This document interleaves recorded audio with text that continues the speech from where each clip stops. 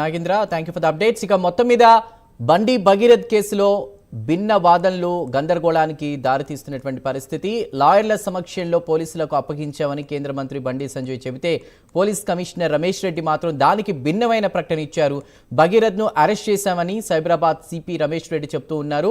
నార్సింగ్లోని police academy వద్ద భగీరథ్ను పట్టుకున్నామన్నది CP వాదనగా ఉంది. అసలు ఏం జరిగింది అక్కడ అనేది వివరంగా తెలుసుకునే ప్రయత్నం చేద్దాం. మా ప్రతినిధి కుమార్ లైవ్లో సిద్ధంగా ఉన్నారు. కుమార్, చట్టం మీద గౌరవంతోనే లాయర్లతో సంప్రదించి మేము పోలీసులకు అప్పగించాం అంటూ కూడా బండి సంజయ్ చెప్తున్నటువంటి మాట. బట్ సిపి మేము అరెస్ట్ చేసాం అంటున్నారు. ఏది కరెక్ట్, ఏది నిజం, ఎలా చూడాలి? ఎస్ చందు, ముఖ్యంగా బండి భగీరథ కేసుకు సంబంధించి ఈరోజు ఉదయం నుంచి కూడా ఒక హైడ్రామా కొనసాగుతూనే ఉంది. అయితే ఈరోజు ఉదయం అంటే నిన్న కోర్టు సమయం ముగిసేసరికి అంటే నిన్న అర్ధరాత్రి 11:30 వరకు కూడా బండి భగీరథ మధ్యంతర బెయిల్కి సంబంధించి వాదనలు అయితే ముగిశాయి. అయితే జడ్జి కూడా ఈ కేసులో ముందస్తు అరెస్టులు చేయకుండా ఆర్డర్స్ ఇవ్వలేమంటూ కూడా జడ్జి తేల్చి చెప్పింది. వెకేషన్ డే రోజునే ముందస్తు బెయిల్కి సంబంధించి తీర్పు వెలువరిస్తామంటూ కూడా జడ్జి చెప్పిన నేపథ్యంలోనే ఈరోజు ఉదయం నుంచి కూడా ఒక హైడ్రామా కొనసాగింది. అయితే ఈరోజు ఉదయం పోలీసులు బండి భగీరథపై లుకౌట్ నోటీసులు జారీ చేశారు. 4 ప్రత్యేక బృందాలు కూడా సైబరాబాద్ పోలీసులు ఏర్పాటు చేసుకొని ముఖ్యంగా కొన్ని ప్రదేశాలలో కూడా బండి భగీరథ కోసం గాలింపు చర్యలు కూడా చేపట్టడం జరిగింది. ఇందులో ప్రధానంగా బండి సంజయ్ నివాసంలో కూడా పూర్తిగా ఏదైతే ఈరోజు ఉదయం అక్కడ సోదాలు కూడా చేయడం జరిగింది. అక్కడ బండి భగీరథ లేదని తెలుసుకున్న తర్వాత అక్కడి నుంచి వెనుదిరిగారు. ఆ తర్వాత కరీంనగర్లోని అదే తరహాలోని బండి నివాసంతో పాటు వాళ్ళ మేనమామ నివాసాలే కాకుండా బండి భగీరథకు సంబంధించిన ఫ్రెండ్స్ నివాసాల్లో కూడా పూర్తిగా సోదాలు అయితే చేశారు. అయితే ఢిల్లీలో కూడా ఇదే తరహాలోని సోదాలు చేయడం జరిగింది.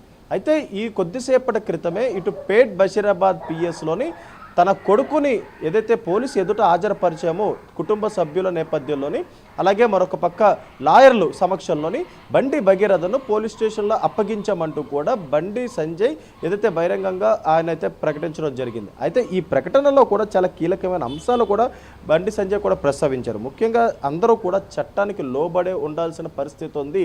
తన కొడుకైనా లేదంటే సామాన్యుడైనా చట్టం ముందు సమానమే అంటూ కూడా ఆయన వ్యాఖ్యానించారు. అయితే మా అబ్బాయి ఏ తప్పు చేయలేదని పదే పదే చెప్తున్నాడు.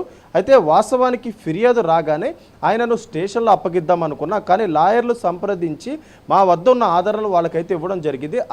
ముఖ్యంగా ఆధారాలన్నీ కూడా లాయర్లు పరిశీలించి ఖచ్చితంగా ఈ కేసులో బెయిల్ వస్తుందంటూ కూడా హైకోర్టును అయితే ఆశ్రయించారు. అయితే ముఖ్యంగా ఇందుకోసమే అంటే వాటిని చూసి కేసు కొట్టేస్తారని, అలాగే బెయిల్ కూడా తప్పకుండా వస్తుందంటూ కూడా ఇటు లాయర్ చెప్పారంటూ కూడా చెప్పారు. అయితే అందుకే కొంత జోప్యం జరిగింది. ఈరోజు కూడా బెయిల్ వస్తుందనే లాయర్లు చెప్పారు, కానీ ఇంకా జోప్యం చేయడం సరికాదనే ఉద్దేశంతో నేను మా అబ్బాయిని తీసుకొచ్చి పోలీసులు లాయర్ల ద్వారా అంటే వాళ్ళ సమక్షంలోనే అంటే లాయర్ల సమక్షంలోనే విచారణకు అప్పగించాను. న్యాయ వ్యవస్థపై సంపూర్ణమైన నమ్మకం ఉందంటూ కూడా ఇప్పటికే ఇటు బండి సంజయ్ చెప్తున్న పరిస్థితి. అయితే మరొక పక్క చూసుకున్నట్టయితే సైబరాబాద్ కమిషనర్ అయిన రమేష్ రెడ్డి కొంత కీలక ప్రకటన చేయడం జరిగింది. అయితే బండి భగీరథను పోలీస్ అకాడమీ సమీపంలోని బండి భగీరథను పట్టుకున్నాం, అతనిపై లుకౌట్ నోటీసులు ఉన్నాయి, అక్కడ ఒక బండిని పట్టుకున్నాం, అదే తరాలో అక్కడ బండి భగీరథ కూడా ఉన్నాడు, అతన్ని వెంటనే అరెస్ట్ చేశాము, ఇటు పేట్ బషీరాబాద్ పిఎస్కి పంపించామంటూ చెప్పారు. అయితే పేట్ బషీరాబాద్ పిఎస్కి కేవలం కొద్దిసేపటికి అంటే 5 నిమిషాల ముందు మాత్రమే బండి భగీరథ పేట్ బషీరాబాద్ పిఎస్కి చేరుకున్నాడు. అంటే ఈ లెక్కను చూసుకున్నట్టయితే బండి సంజయ్ ముందుగా ఇచ్చిన స్టేట్మెంట్ అప్పుడు పేట్ బషీరాబాద్ పిఎస్లోని ఏదైతే బండి భగీరథ లేడు అప్పటికే, కానీ ఇటు కొద్దిసేపటి అంటే కేవలం 5 మినిట్స్ ముందు మాత్రమే బండి భగీరథ ఏదైతే పిఎస్కి అయితే తరలించడం జరిగిందో అక్కడ డీసీపీ స్థాయి అధికారులు అక్కడ చేరుకున్నారు, అలాగే సిట్ బృందం కూడా అక్కడికి చేరుకుంది.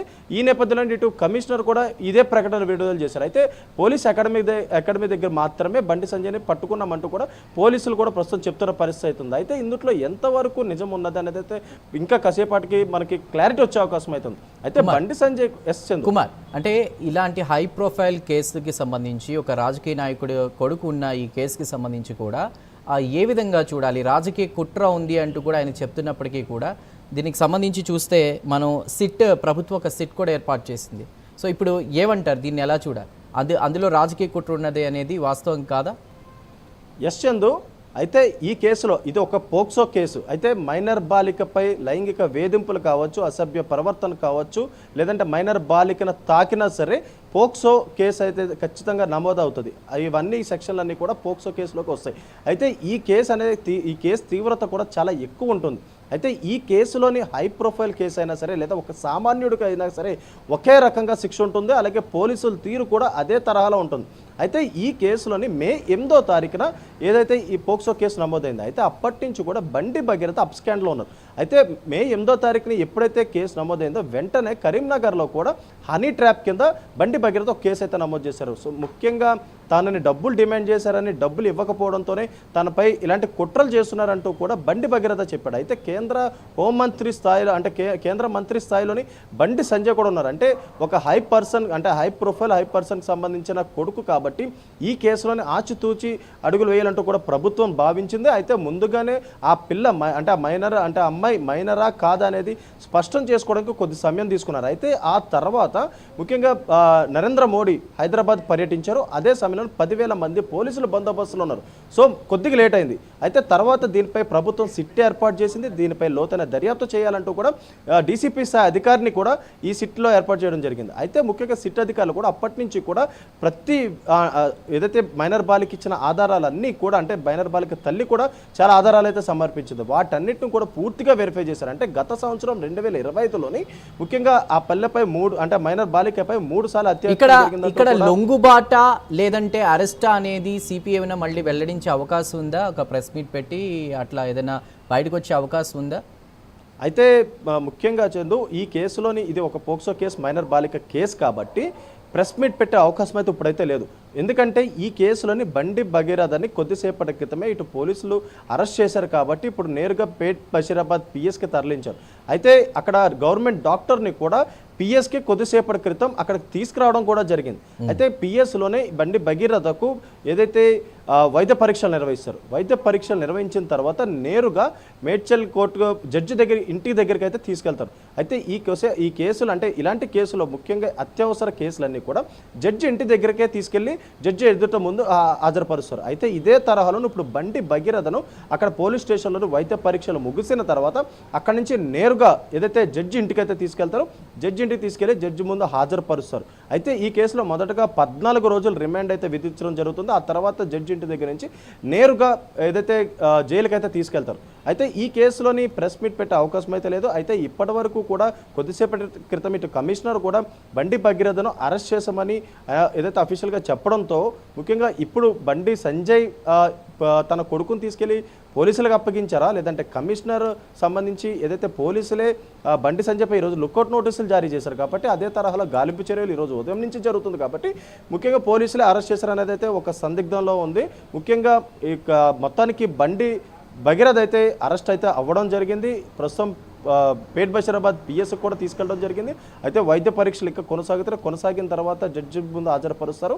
అక్కడి నుంచి నేరుగా జైలుకైతే తరలించే అవకాశం అయితే ఉంది చందు. అంటే లొంగుబాట అరెస్ట్ అనే దానికి సిపిఐ ఒకలా చెప్తున్నారు, బండి సంజయ్ ఏమో మేము న్యాయవాదుల సమక్షంలో కూడా లాయర్ల సమక్షంలో కూడా మేము అప్పగించామని చెప్తున్నారు. గతంలో కూడా ఆయన చట్టం ముందు గౌరవం ఉందని చెప్తూనే కూడా రీసెంట్గా కోర్టు ద్వారా మీడియాలో తన పేరు కానీ లేదా ఫోటోలు కానీ వాడద్దు అని చెప్పడాన్ని ఏ సందేశం ఇస్తుంది అనుకోవాలి. ఇప్పుడు కూడా ఆయన మేమే అప్పగించాం అంటున్నారు, పోలీసులేమో మేము అరెస్ట్ చేసాం అంటున్నారు. దీనికి ఒక క్లారిటీ ఎప్పుడు వచ్చే అవకాశం ఉంది కుమార్? అయితే చందు ఈ కేసులోని అంటే బండి భగీరథను కుటుంబం అప్పగించిందా లేదా పోలీసులు అరెస్ట్ చేశారనేది మరికొద్దిసేపట్లో క్లారిటీ వస్తుంది. అయితే ఇటు ముఖ్యంగా బండి సంజయ్ చెప్పిన దాని ప్రకారం చూసుకున్నట్టయితే బండి భగీరథను మేమే పోలీసులకు అప్పగించాము. అయితే ముఖ్యంగా గతంలో నేను చెప్పినట్టు సామాన్యుడైనా లేదంటే హై ప్రొఫైల్ అయినా ఎవరైనా సరే ఈ చట్టం ముందు ఒకటే అంటూ కూడా బండి సంజయ్ స్టేట్మెంట్ కూడా ఇవ్వడం జరిగింది. అయితే బండి భగీరథను అప్పగించడానికి ఎందుకు లేట్ అయింది అనేది కూడా ఒక స్పష్టత కూడా ఇవ్వడం జరిగింది. అయితే ఈ కేసు ఒక హనీ ట్రాప్ కింద జరిగింది, నా కొడుకు ఏ తప్పు చేయలేదని పదే చెప్తున్నాడు. అయితే దీనికి సంబంధించి ఆధారాలన్నీ కూడా కోర్టుకు సబ్మిట్ చేయడానికి కొద్ది సమయం పట్టింది. లాయర్లు కూడా దీనిపై బెయిల్ వస్తుందని నమ్మకంగా చెప్పడంతోనే ఇప్పటి వరకు కూడా పోలీసులకు అప్పగించలేదంటూ కూడా బండి సంజయ్ చెప్పడం జరిగింది. అయితే పోక్సో కేసు అనేది కూడా చాలా సీరియస్ కేసు. పోలీసులు దీనిపై లోతైన విచారణ కూడా కొనసాగిస్తారు. మైనర్ బాలికపై లైంగిక వేధింపులు లాంటివి జరిగిన వెంటనే పోక్సో కేసు అమల్లోకి వస్తుంది. అయితే బండి భగీరథపై కూడా ఇదే కేసు నమోదు చేశారు కాబట్టి ఇప్పుడు ఖచ్చితంగా బండి భగీరథను అరెస్ట్ అయితే అయ్యాడు, కానీ అది ఏ విధంగా అయ్యాడు అనేది అయితే మరికొద్దిసేపట్లో క్లారిటీ వచ్చే అవకాశం అవుతుంది. ఇటు పోలీసులు బండి భగీరథను పట్టుకున్నారా లేదంటే బండి సంజయ్ కుటుంబం ఏదైతే పోలీస్ స్టేషన్లో అప్పగించింది అనేది అయితే ఒక స్పష్టత అయితే వస్తుంది. అయితే కమిషనర్ చెప్పిన దాని ప్రకారం మాత్రం పోలీస్ అకాడమీ దగ్గర బండి భగీరథను అరెస్ట్ చేశామంటూ కూడా చాలా స్పష్టంగా చెప్తున్నారు. దానికి సంకేతంగా అంటే బండి సంజయ్ ఎప్పుడైతే ప్రెస్ రిలీజ్ చేశారో అది చెయ్యకు అంటే అప్పటికి లొంగిపోయాడంటూ కూడా పోలీసులకు అప్పగించామంటూ కూడా బండి సంజయ్ అఫీషియల్గా చెప్పారు.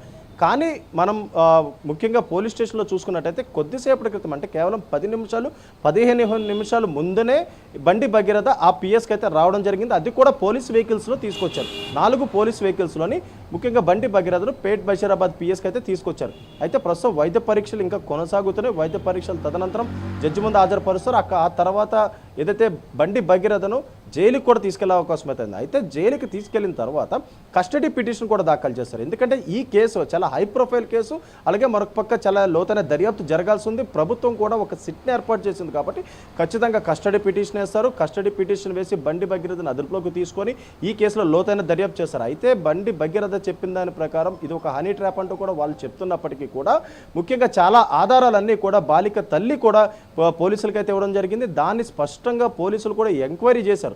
అయితే ఆ ఎంక్వైరీలో కూడా ఆ పిల్ల మైనర్ అనేది తెలిసింది. అయితే ఆ మైనర్ అమ్మాయికి 2 బర్త్ సర్టిఫికెట్లు 2 బర్త్ సర్టిఫికెట్లు కూడా వెరిఫై చేసే కనుక ఆమె వయసు వచ్చేసి 17 years 3 months మాత్రమే ఉంది. అయితే ఖచ్చితంగా మైనర్ అవుతుంది. అయితే ముఖ్యంగా చాట్ కావచ్చు, లేదంటే వాట్సాప్లో పంపించిన వీడియోస్, చాటింగ్, కాల్స్ అన్నీ కూడా ఏదైతే ఇప్పటికే పోలీసులు పూర్తిగా వెరిఫై చేశారో ఆ తర్వాత ఈ కేసులోని పోక్సో యాక్ట్ అమల్లోకి పెట్టారు. అలాగే సెక్షన్స్ కూడా మార్చారు. అయితే ముఖ్యంగా మరికొద్ది సేపట్లోని ఖచ్చితంగా బండి భగీరథను ఇక్కడి నుంచి నేరుగా ఏదైతే జడ్జి ముందుకు తీసుకెళ్తారో ఆ తర్వాత ఖచ్చితంగా రిమాండ్ తీసుకెళ్లే అవకాశం అయితే ఉంచండి. Right Kumar, thank you.